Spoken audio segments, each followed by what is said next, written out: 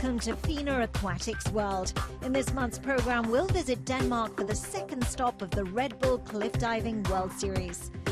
Over the course of the show, we bring you the latest updates for the upcoming FINA World Championships in Barcelona. And we bring you all the action from the FINA Water Polo World League Superfinals.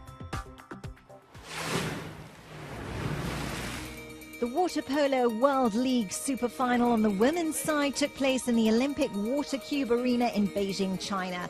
The semi-final stage providing two top clashes in front of the pack stands. The first semi-final saw China clash with the USA. The host nation had managed to defeat the Olympic champions in the group stage on a penalty shootout earlier in the week. In the semi-final, they once again put the Americans under pressure. After a slow start, it was China who dominated the match and could finally make their way to the final after a 9-7 victory against the American team, who'd won the Super Final in the last 4 consecutive years.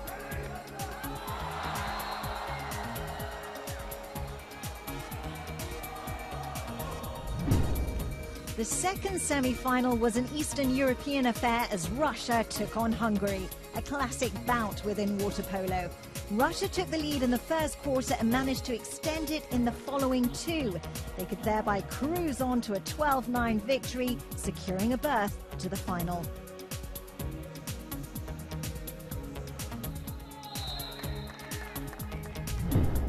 And the final became a game to remember. It was China who started the scoring before an enthusiastic crowd here. Ma Huanhuan scored the opening goal in the first half minute.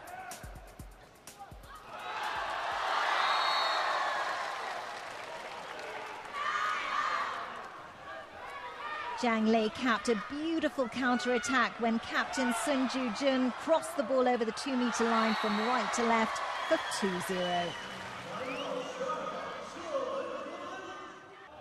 Ekaterina Lisanova converted a penalty by wrong-siding Yang Jun. Ma then scored a penalty for China for 3-1 at 2 minutes 42, and that was the last goal in this opening quarter. Lisanova netted her second penalty and 16th goal of the tournament a minute before China gained their 4th penalty attempt. Tong Fei making sure of the shot, and China was up 4-2. Olga Belova struck a high shot at the near post for 4-3 at 1 minute 01, the halftime score. Olga Beliaeva opened the third period on a counter-attack to level this game.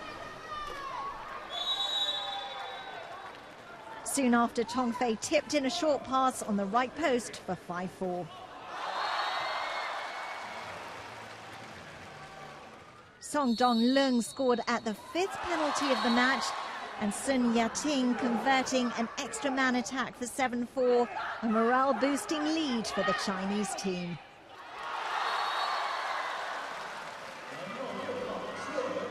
Elvina Karimova scored 7-5 at 2 minutes 55. China then pressured Russia's goal, hitting the crossbar 3 times, but they couldn't improve the score before the tournament's final quarter-time break. Alexandra Antonova opened the 4th quarter by dragging the game back to 7-6 after a timeout, and the stadium fell silent. 2 minutes later, though, the crowd erupted as Ma lobbed from top left for 8-6 at 4 minutes 39.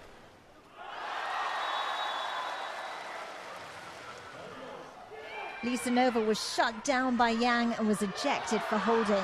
However, China could not convert, and on the subsequent counter, Belova waved and shot for goal at 2 minutes 33 seconds and 8-7.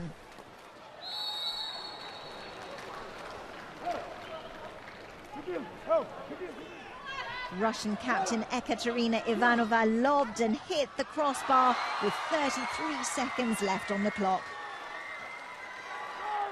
China then gathered the ball and slowly made their way up the field under fierce, tight pressure, and as the buzzer sounded, they could start the historic celebrations. Ma Huan may have been the hero with 3 goals, but the entire Chinese team deserved recognition for the victory. Also, Russia's relentless comebacks time and again made this a thrilling super final. This was China's first gold medal in a senior competition and their first World League medal. 2 years ago, the Chinese team claimed silver behind Greece at the FINA World Championships. This year in Barcelona, they're evidently aiming higher.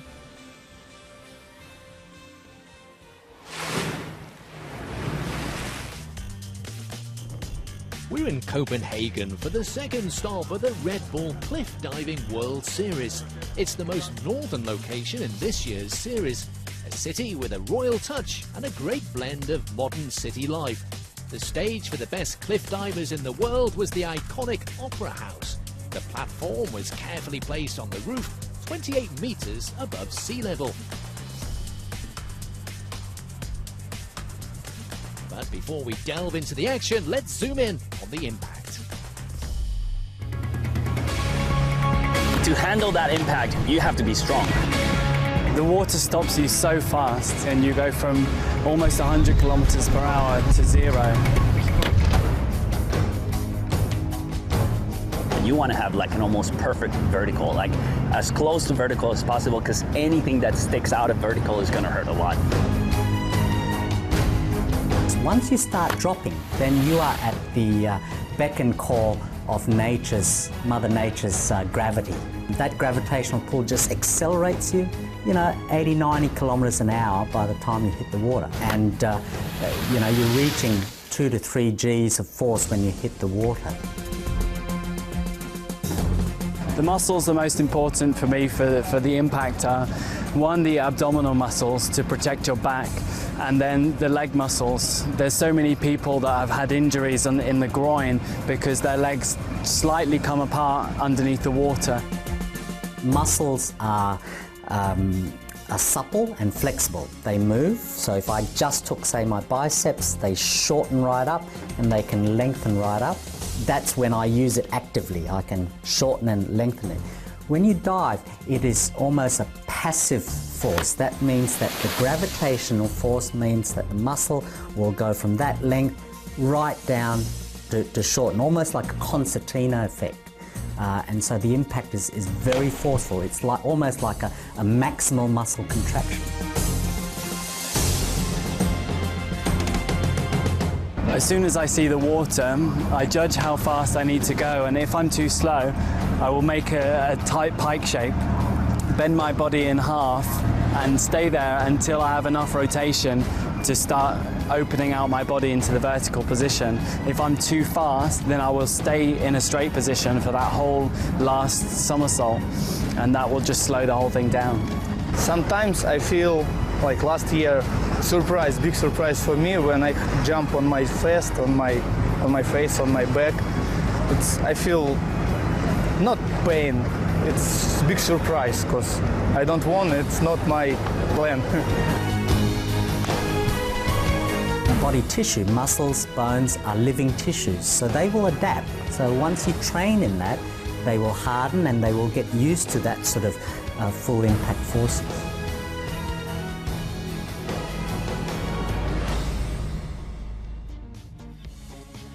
There was a great turnout on event day, 25,000 spectators, and the harbour was filled with boats. The enthusiastic crowd made the atmosphere into a simply amazing experience.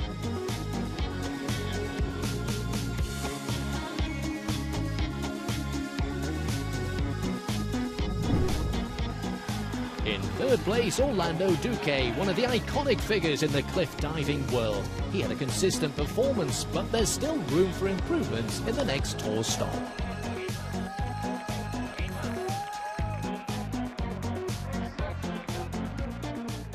I'm happy because I did 4 good dives, and I know I can still improve a little bit.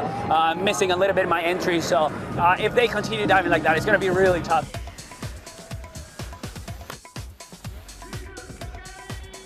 In second place, Gary Hunt. He's always amazing, such great technique, and he's a hard man to beat.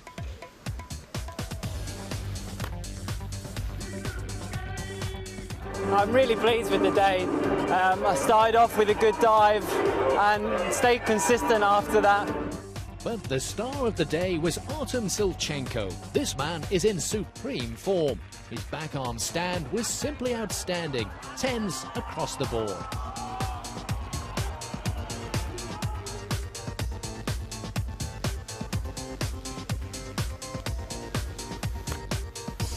Oh, my day, absolutely fantastic. I win today, I win second stop in this area. It's a big surprise for me. Today, I'm so happy. Today, it's my day. A great competition, and as we leave Copenhagen, the Red Bull Cliff Diving World Series continues around the globe. Next, the Azores in Portugal.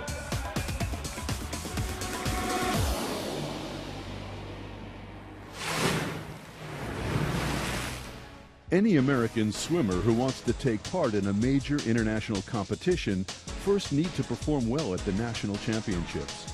So leading up to the FINA World Championships in Barcelona this summer, the U.S. swimming team elite traveled to Indianapolis, Indiana to fight for a chance to represent their country. The two superstars of American swimming, Ryan Lochte and Missy Franklin, both showed that they had handled their Olympic success in a positive way and dominated their events. Missy Franklin won the 100 and 200 meter freestyle and backstroke finals. Simone Manuel is surging at the top. She might steal this. In lane 8 is a great race. Franklin. Now Missy Franklin coming in. And it is Missy Franklin that took it. Whoa, that lived up to the billing.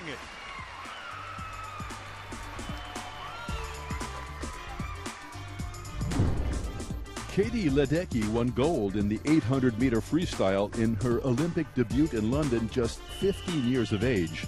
Now she finished first in the 400, 800, and 1500 meter freestyle and second in the 200 meter event.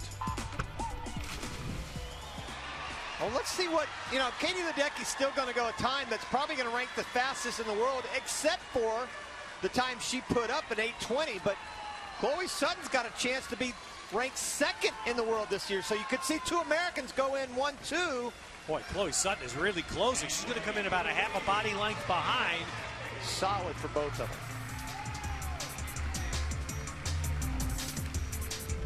Ryan Lochte had put his reality TV career on hold for a moment and showed his class by winning the 200 meter finals in freestyle, backstroke, and individual medley, as well as finishing second in the 100 meter butterfly. Lochte coming home, and Lochte being caught. Look at Dwyer. Dwyer might, let's see, can he get it? It is Lochte and Dwyer. Whoa, Connor Dwyer with a late surge. He came close to catching Lochte, but he holds off. The American squad for the Barcelona Championships is, as always, both deep and sharp. The swim team secured 16 golds and 29 medals in total 2 years ago in Shanghai. The question is, will they manage to better that in Barcelona?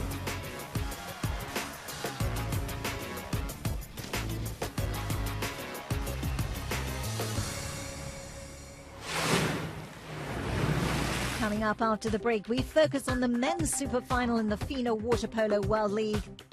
We're visiting Monte Carlo, Cannes and Barcelona for the Mare Nostrum series. And we preview the FINA World Championships in Barcelona.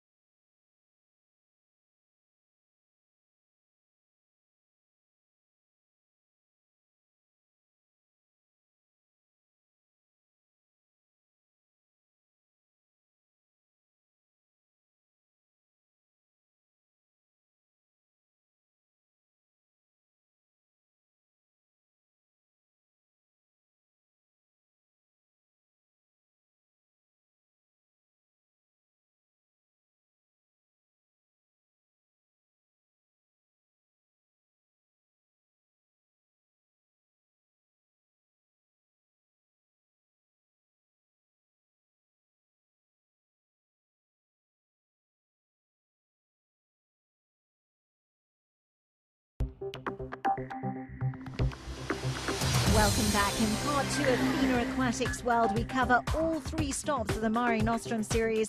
We're going to keep you updated on the FINA World Championships in Barcelona. But first, let's bring you more water polo as we visit Russia for the men's super final.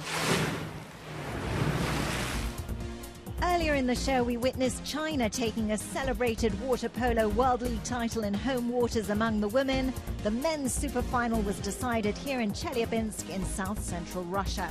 And it was the heavy favourite Serbia that won the World League crown and the $100,000 cheque for the 7th time, with 5 of those titles coming in just the last 7 years. The final was played out against Hungary, and it was visible right from the start that Serbia was the stronger side. They managed to set up more scoring opportunities, both thanks to their creative and powerful attack, as well as their efficient defence. Hungary managed to stay on equal terms until 3-3, when they missed a man-up situation and paid for it, as the Serbs scored in the following attack.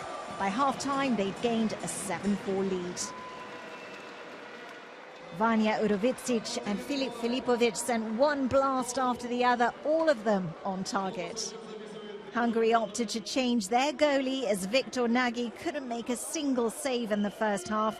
The substitute, though, Attila Decker, started out brilliantly, making saves in 3 consecutive man-downs, but his teammates just weren't sharp enough to capitalise. Hungary could climb back to 7-5 and 8-6, but the last goal of the period went to Serbia, who usually shoot the ball in the very last seconds of their 6-on-5s. Here, Filipovic scored his 4th goal of the evening for 9-6. The tiring Hungarians took some risks in the final period, but their shots didn't do much harm, and the Serbs added 3 more goals later on to win the match 12-7. After claiming gold at the 2009 FINA World Championships in Rome, Serbia had to settle for silver last time around in China. This title shows that the Balkan squad has few, if any, weaknesses going into the Barcelona Championships.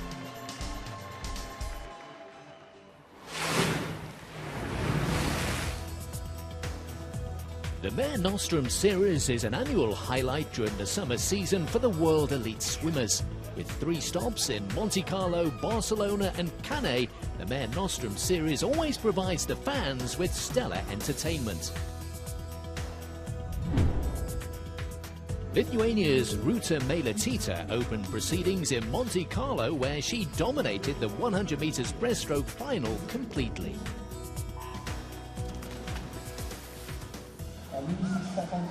Talk about dominating one of the strokes, and as you can see here, she's leading by a couple of lengths. She comes in romping home to take this in very convincing fashion indeed.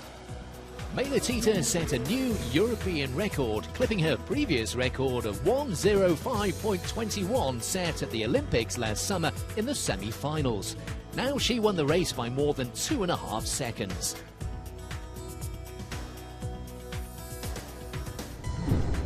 Meilutytė posted her 2nd world-leading swim in as many days when she clocked 30.11 seconds to lead the semi-finals of the women's 50-meter breaststroke. Meilutytė swam just a tick slower in the head-to-head final against Russia's Valentina Artemyeva.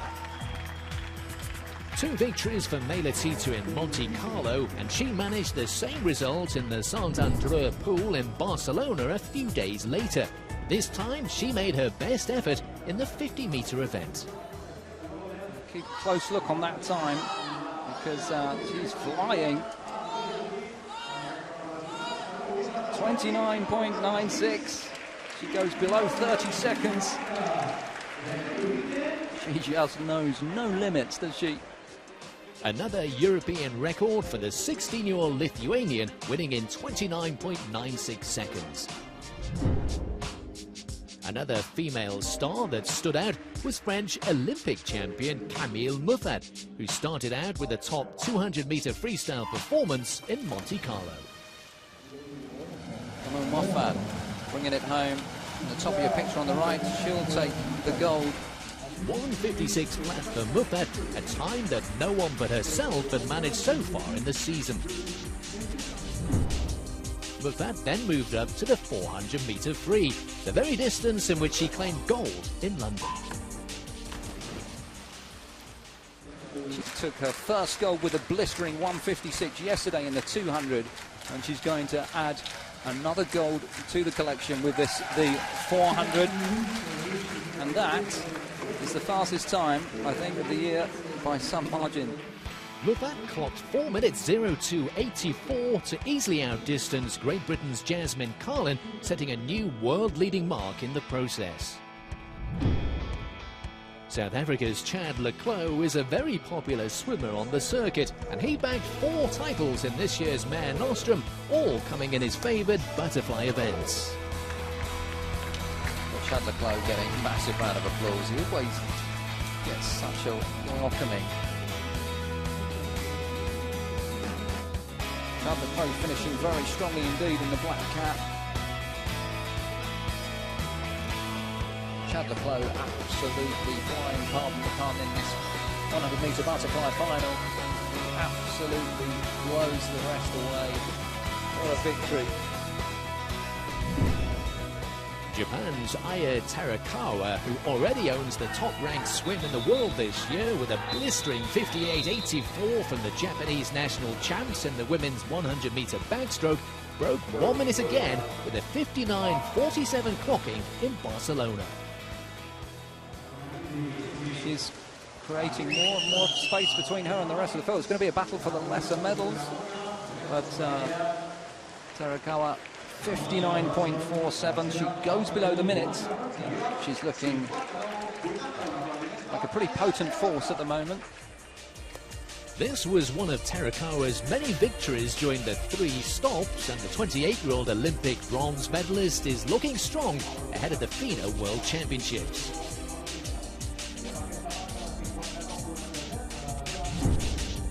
A popular victor in Barcelona was home swimmer Mare Belmonte, who picked up wins in both the 200 fly and 400 free.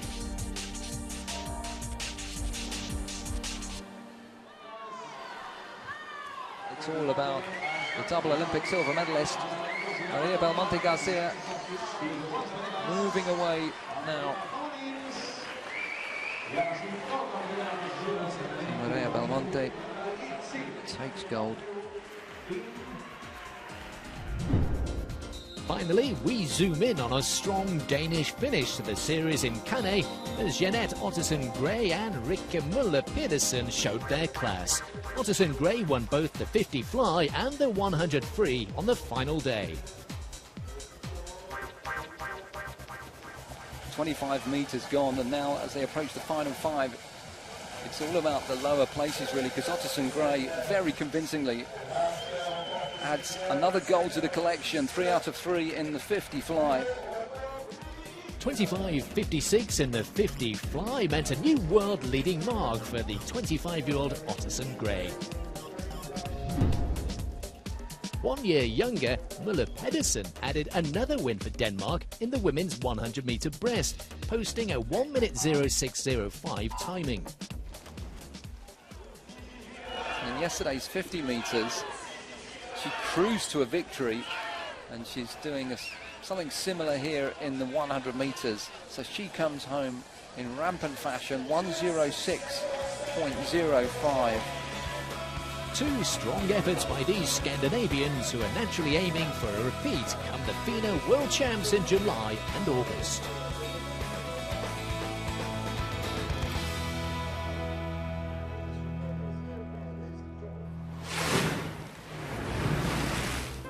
The 15th FINA World Championships, which takes place in Barcelona, will kick off with the opening ceremony on the 19th of July, and the final day of competition is the 4th of August.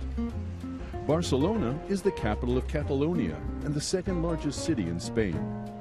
It is located on the Mediterranean coast between the mouths of the rivers Llobregat and Besòs, and has hosted big events before.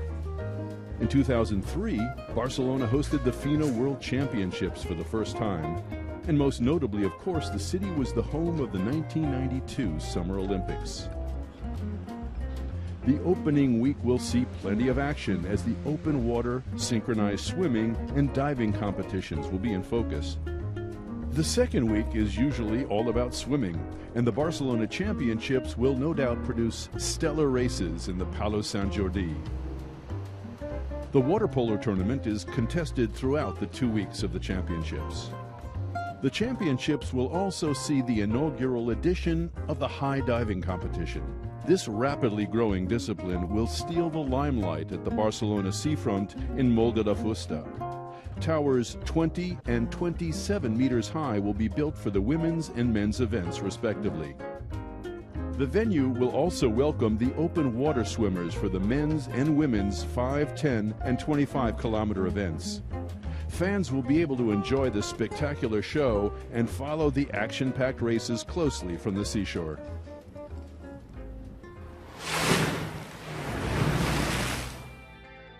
That's it for this episode. We'll be back in a month's time with more aquatics action.